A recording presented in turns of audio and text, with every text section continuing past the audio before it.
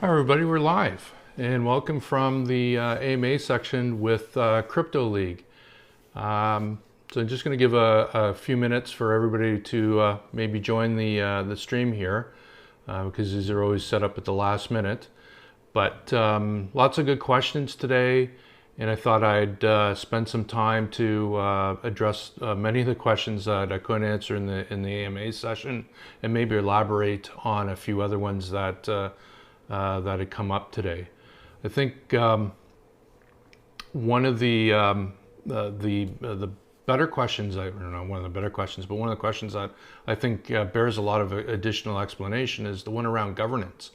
Because governance is a really complicated issue. First and foremost, you have governance at a corporate level, how you direct the company, the policies on which the company operates. And we take that very seriously. And so we have corporate governance where we're managing, things like maximum seed sizes and how much a single user can hold. So we're trying to reduce the exposure to having a single individual be able to perform a rug pull or have a dramatic effect on market price. Especially because since we're a utility token, large swings or rapid swings in the value of the token tends to make things a little bit more difficult from a utility standpoint. Which is why we've crafted the tokenomics in a way that slowly builds up the value of the coin. The buyback program is in a way that we should have a nice consistent rise in value over time. But certainly, there will always be some ups and downs, and we can't dictate what the market will do. But I think we've architected a number of things that reduces the wild fluctuations. But that's one of the governance issues. The other governance things are in terms of how we deal with security, and our methodology for putting liquidity on the market. Again, these are all defined by policy with the general public in mind, meaning that we're trying to be price neutral when we do things in the market as much as possible, where we're not trying to negatively impact anybody from a standpoint of the holders and what value that they're holding. Then when you get into the governance, like on-chain governance, which is a really interesting capability of blockchains and smart contracts, we have a couple of different methodologies or implementations that we're planning. The first one is our completely decentralized version of our content delivery platform, educational content, called Talk to Expert. Now, the Talk to Expert is going to be a commercial centralized version of this platform, but we plan on making a completely decentralized version.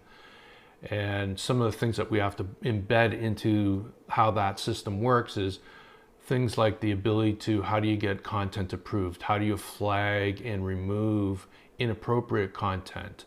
How do content approvers actually get approved? Through what kind of election mechanism?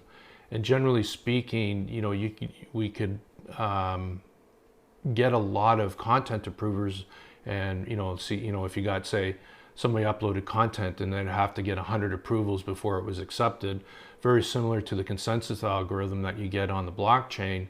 That kind of system works where you don't have to have any specific qualifications in order to make the judgment call if you're an approver. That being said, also having lots of approvers tends to slow down the automation, or it takes longer to get content approved. And then that is something that we have to weigh against. Now, the third thing with that is, there's lots of neat things you can do with governance in terms of, if you have a wide range of approvers, for instance, on the content delivery network, say, 90% of the content approvers approve the content, but 10 didn't, then what you can do is, people who end up being in the majority get a reputation point, and the people who are not in the majority get a negative reputation point. And over time, if your reputation drops below a certain value, then perhaps you lose certain approving privileges.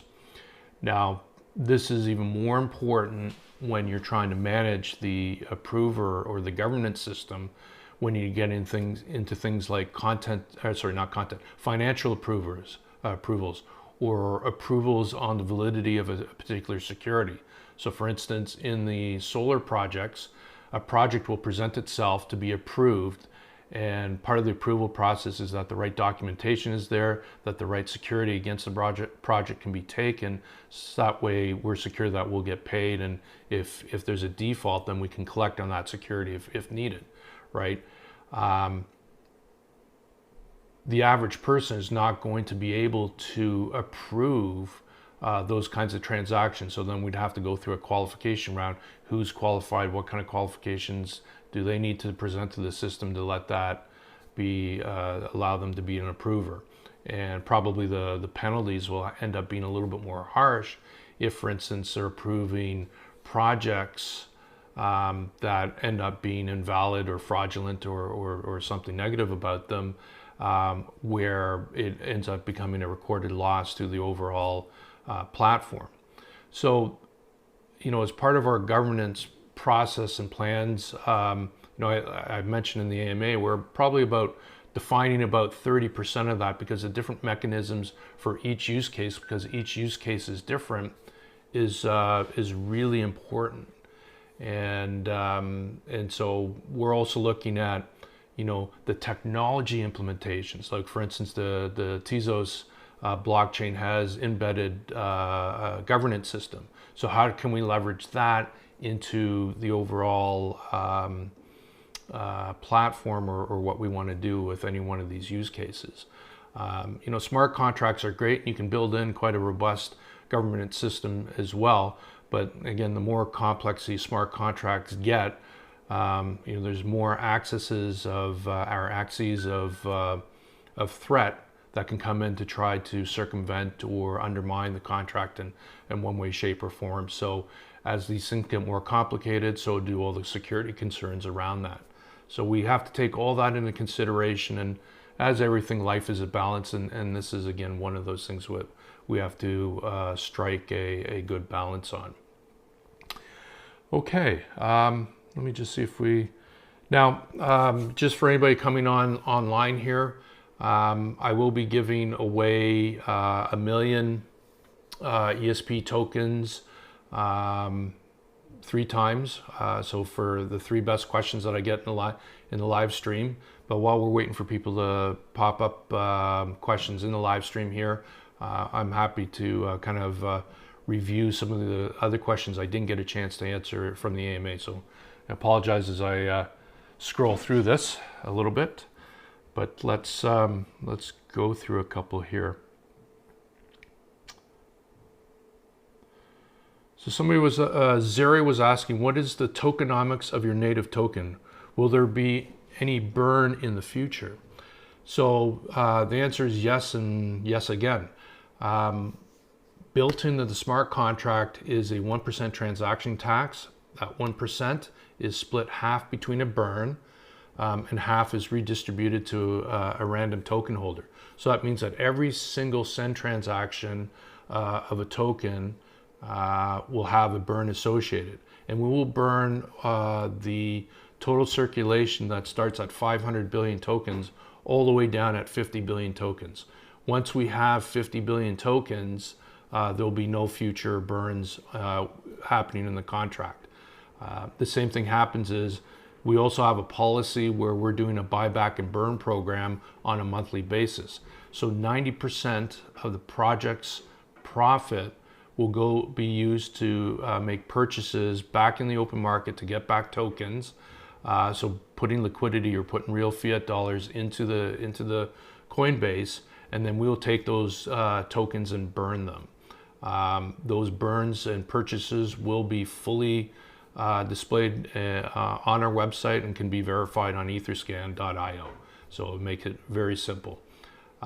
We believe that part of how we've done this implementation with ESP is that we're investing in these different use cases, and of course those use cases are going to present the project profit, and that profit has to be returned to the user community. So I think it's a very equitable standpoint, which also means that we're lending basically capital into these different projects. So it's always capital that's retained by the project, and therefore also holding up the value of the tokens. So hopefully I answered that question. Again, feel free, and I'll say this a few times today, please do ask the questions in the live stream.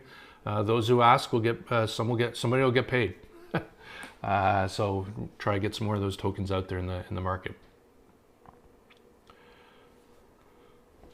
Tiger is asking, are you a global project or a local project? At present, which market are you focused on, or is it focused on building and growing to gain customers, users, and partners? Can anyone anywhere use this project without any restriction? So first of all, we think global but act locally, and what I mean by that is that for all the business cases or business use cases of the token, we'll be operating at a country level. So for instance, our first implementation will be in Vietnam. So we'll be localizing to the Vietnamese language. Of course, we'll have specific nuances built into the platform that supports the Vietnamese situation. But that being said, the generalized platform will be, at least on the educational side, will be deployed in multiple countries: UAE, Brazil, Philippines, Thailand, and really as we grow out on a more global scale.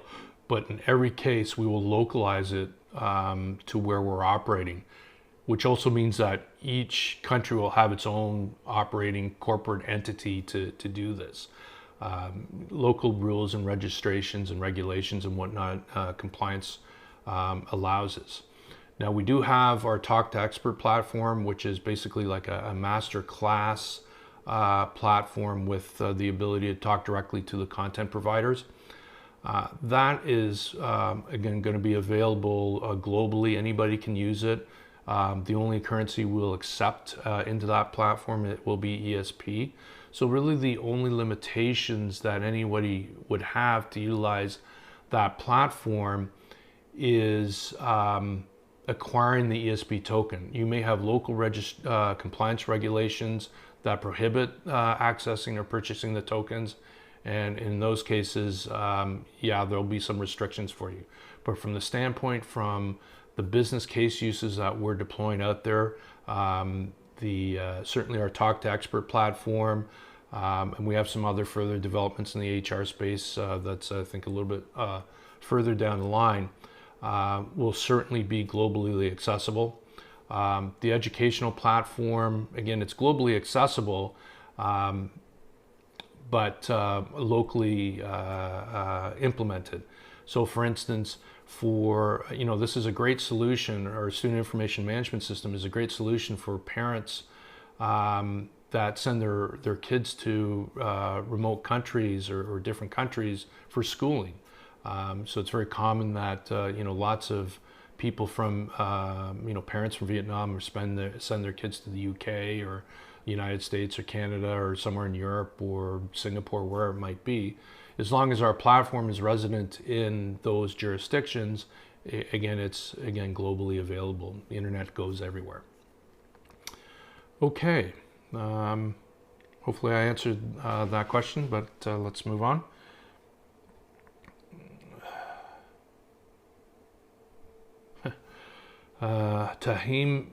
Tamina is asking, rug pulls and scams are rampant everywhere. How do we know which to trust? Are you safe, or have you passed an audit? So from a security standpoint on our token contract, we have gotten that audited by Surtech. So basically everybody can be secure in the fact that there's no known vulnerabilities to the contract that can be exploited. So from a safety standpoint, that's there. Rug pulls and scams, though, unfortunately, generally are not built into the contract. That's the conduct of the project owner, so somebody like us. And this is where I think you have to do some due diligence. Again, look at the team, look at their background. I've had 30 years in industry. Everybody, I've been out there for quite a while. You've never heard rug pull associated with my name.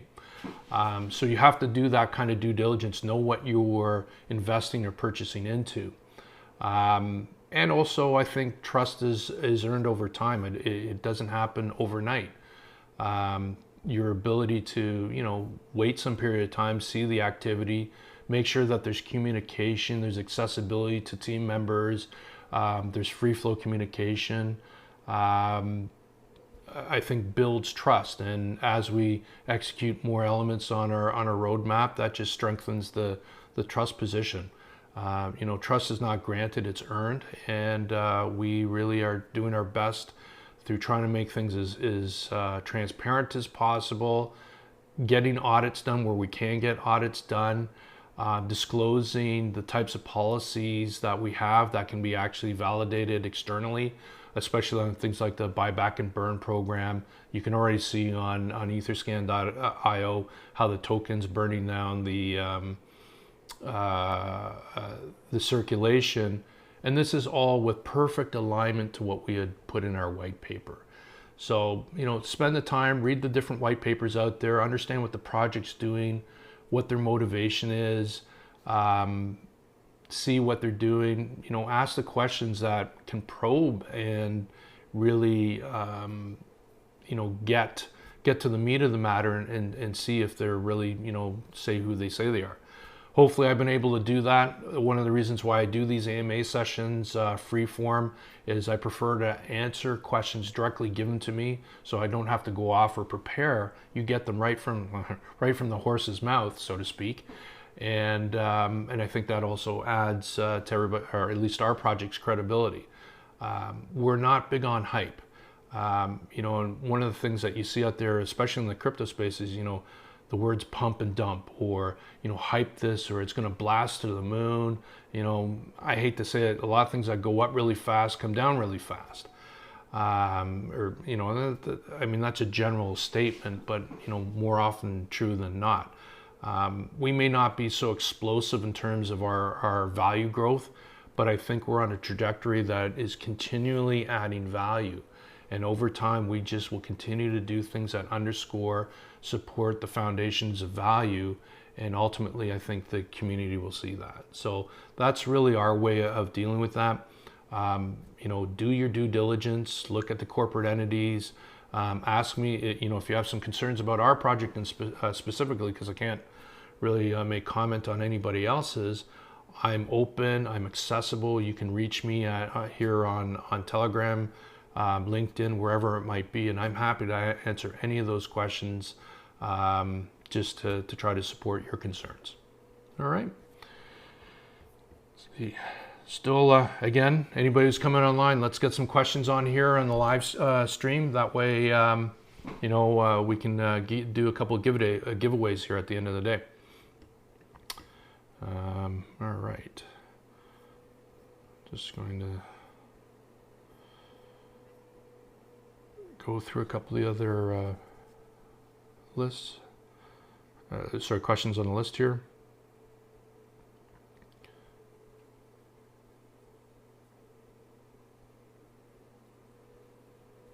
Okay, so CR7, what is the main goal of your project? Does your project really want to develop NFT technologies or want to just follow the booming trend in the crypto world right now?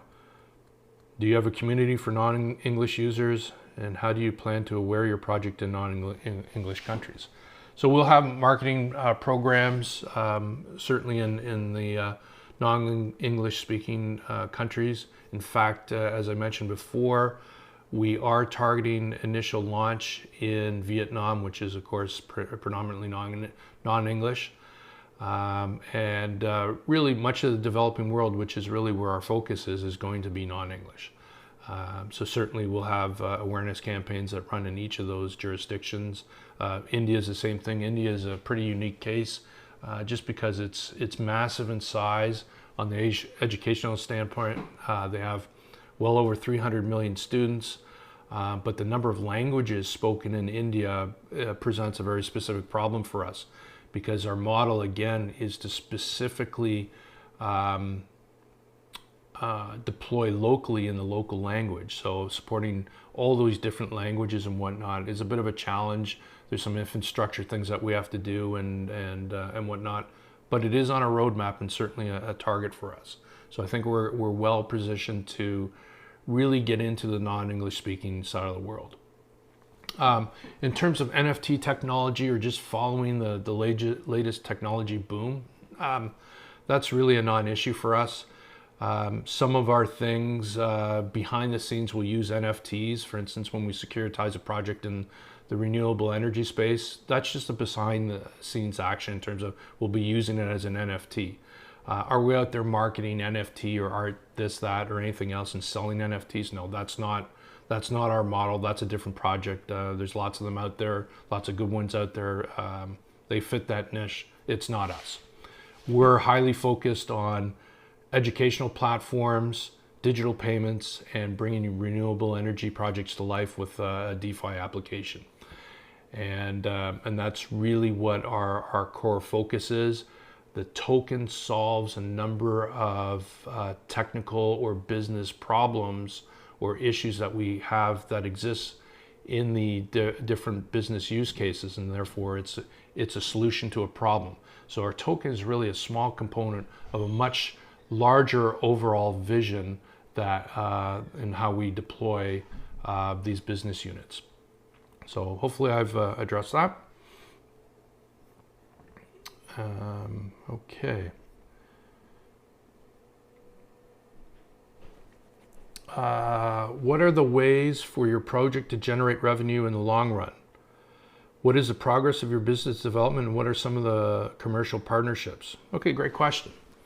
So generally speaking, the project will invest the proceeds of the tokens into these different business units as capital. So we're loaning out capital to the different business units. The business units will generate profit. They're commercial organizations, and that profit will be, of course, they'll be paying interest on the loan, as well as a profit share component back to the project.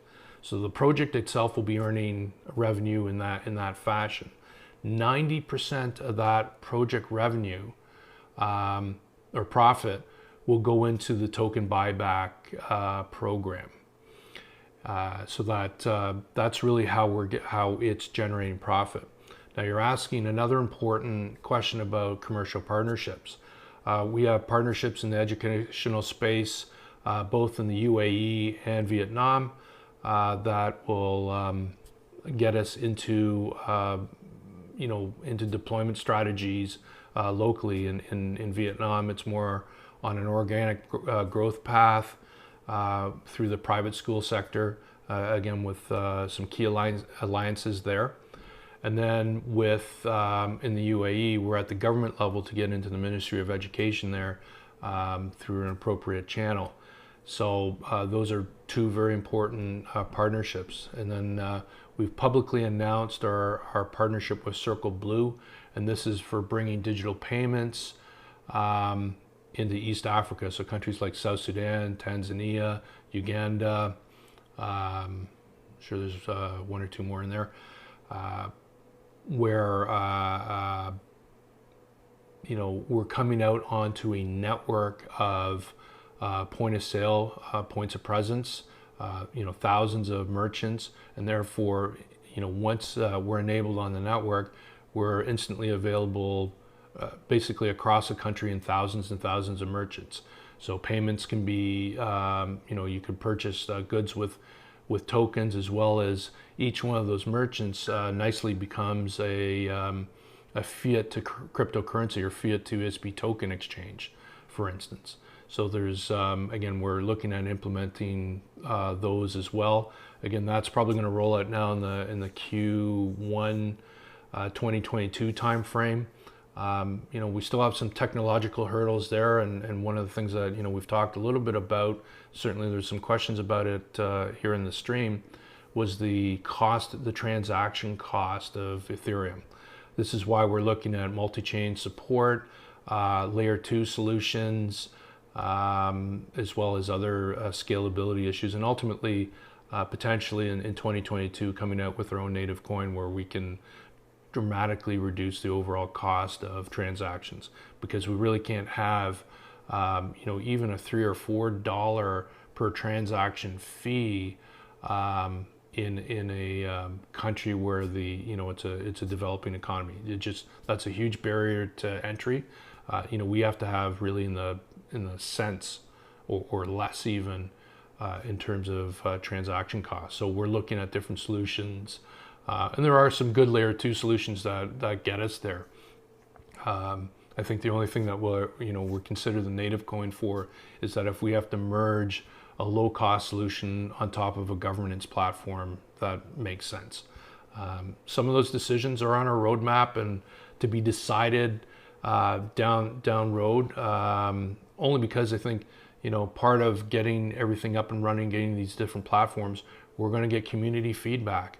We're going to get analytics that we can look at to see where we really got to focus in on reducing cost, increasing value, whether it's functionality or distributorship, whatever it might be.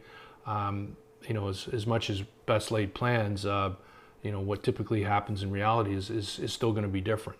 So we're going to be guided with what actually happens as time goes on, guided by that community feedback, which is very, very valuable. There's lots of questions on how we take that community feedback, and one of the reasons again for doing these live stream sessions after the AMAs is I want to address any outstanding questions or any burning questions people may have.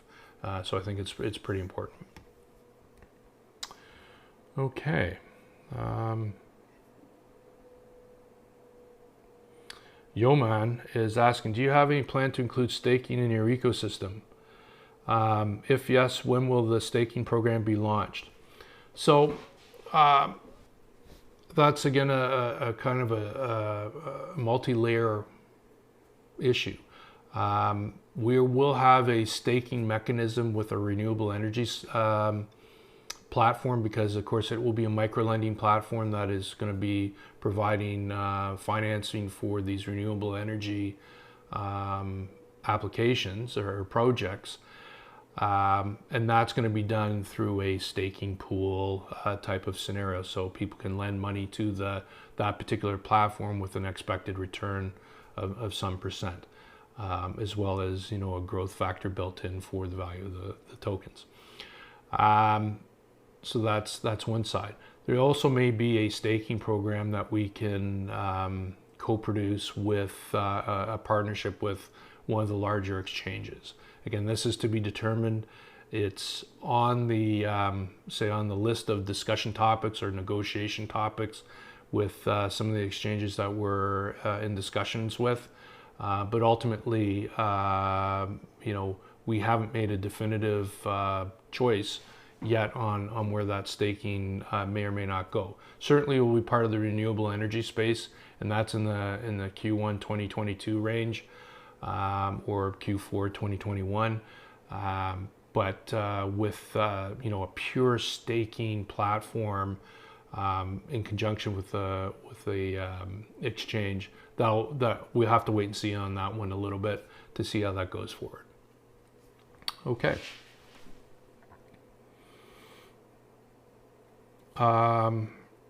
Ms. Ka is asking about, how can the community support and help in the success of your project? Great question. Certainly the biggest support right now for us is, of course, people picking up the token, because that provides us the liquidity that we need to further the development of the various platforms and getting online and starting to generate revenue.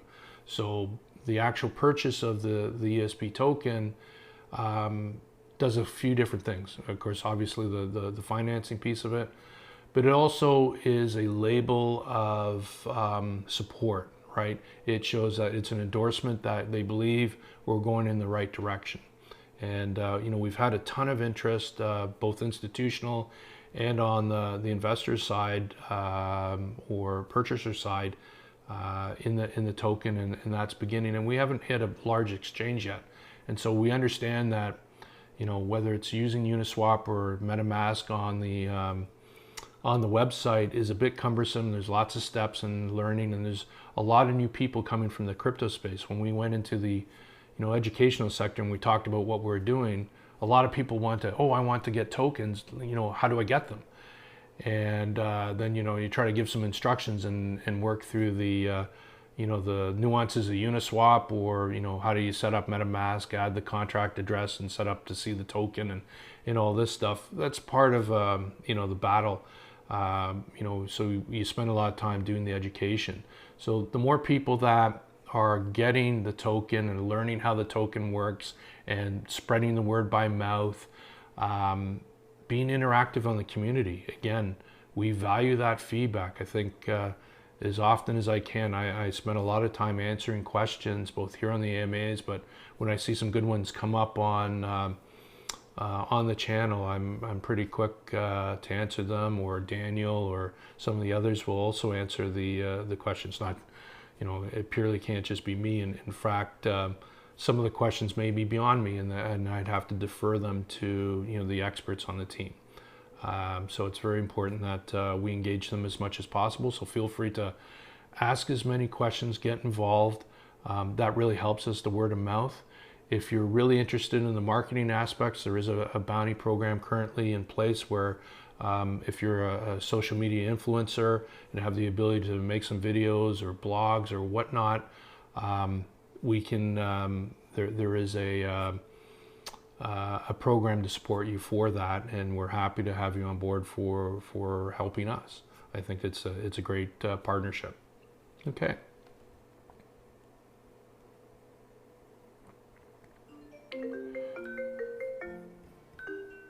Sorry. All right.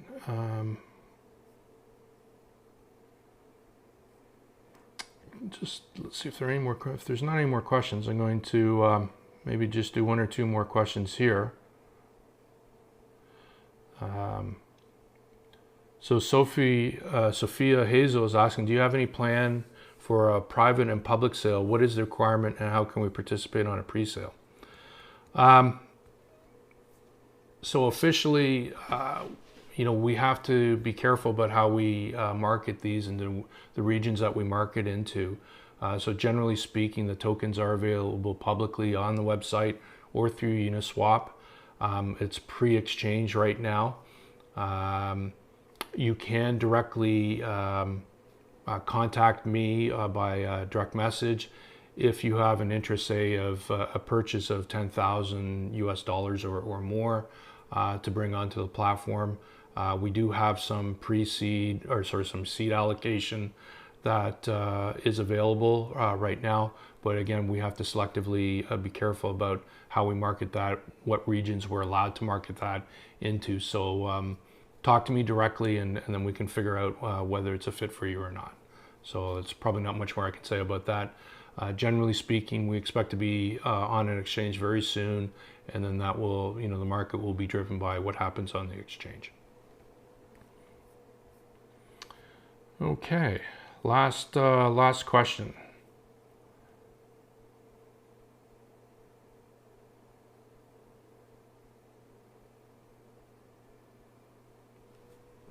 Okay, so Akhir Khan is asking, without proper marketing and capital infusion, project dies. How do you convince us that you have an adequate marketing power and capital to push this project to the top project? So that's a real good question. So back in May, we decided that we thought that the token was going to be the right way to go, but we weren't going to execute the project unless we fulfilled or fully subscribed our original seed investment. It took us basically 2 days of commitments in order to get our seed in place. It went very fast. Everybody really enjoyed what we were doing as a business with the white paper. The fact is that we've had business development going on for almost 3 years also shows that we have longevity and commitment to the project.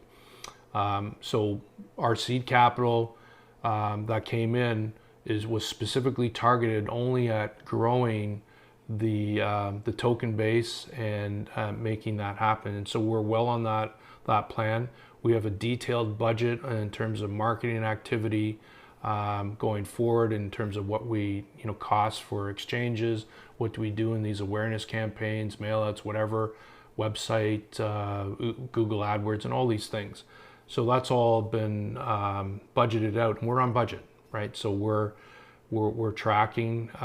We are getting funds in, obviously, with the token sales.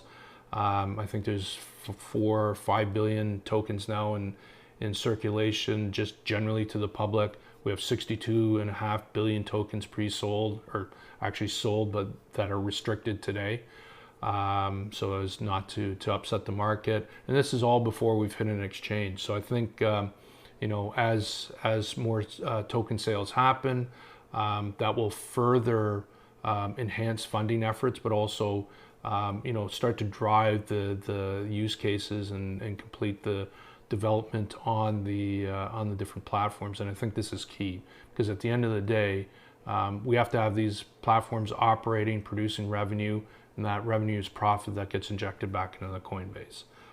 So right now we're well funded. We're properly funded. We're right sized to a budget.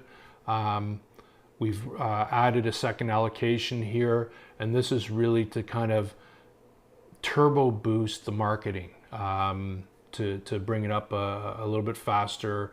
And I think we've and this is also based on the experience that we've had over the last 14 weeks, is that we're kind of hitting expectations, but also we like everybody else want to grow faster, and we have a very aggressive timeline. So those aggressive timelines require human resources, and we're not going to add those until we hit certain funding milestones or project milestones, and so all this, as more tokens get sold out in the market, just accelerates us further. So again, as the previous question, how can you help us? How can the community help us?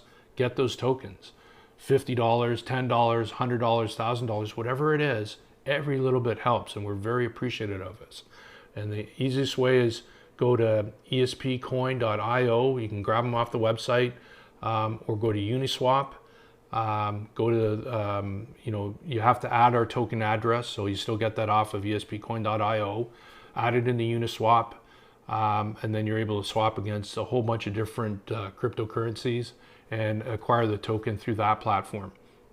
And again, every token that gets out there helps us great, and it's wonderful support. All right, well, I'm going to keep this one short today. I think we had a fairly long AMA session. We'll try to get some more answers out on the various channels. We'll continue to do these AMAs over time, and I really appreciate everybody's support. Please, if the live stream was useful for you, give us a thumbs up. More importantly, to help us in the rankings of things with the algorithms, register. Subscribe to the channel. As we pop up, we'll get more and more viewers. We'll do some more interviews. We've got some more planned content, so less AMA related stuff, but more knowledge, education, some more background about the company and the various platforms is coming very soon as well. So that's all in production. So again, thank you all for joining today, and look forward to having you at the next one. Again, go to espcoin.io, pick up some tokens, and help us out. All right, looking forward to those thumbs up and subscriptions. All right, have a great day.